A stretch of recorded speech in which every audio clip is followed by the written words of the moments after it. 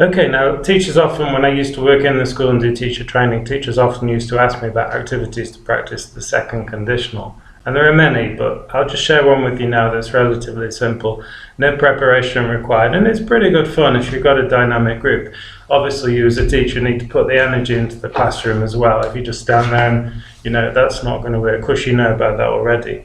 It's similar to the activity yesterday I shared called Backs to the Board. All right, I called it second conditional backs to the board. And this time you're not dealing with single words, you're dealing with sentences. So if you can see these, I'm sorry my equipment's not great. If I lived in London, if I had 10 children, if I forgot all my English, and if I could fly. What you do is you have one student sitting with their back to the board.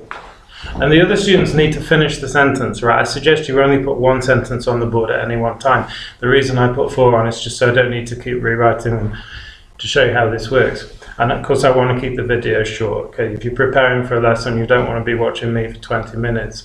There's no preparation required in this, so when I finish this point, you can, if you want to use the activity, you can make a start. What the other students need to do, the ones who can see the sentence, they must not say these elements. They must not say if, okay? They need to finish the sentence. So for example, if I lived in London, I would go to Buckingham Palace every day.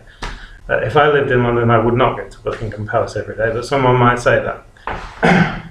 If I had 10 children, some people may say I would be really happy, some people may say I would be really stressed. I would need to buy a lot of toys at Christmas or whatever festival your students celebrate, okay? And from the situation, the student sitting here needs to guess the beginning of the sentence.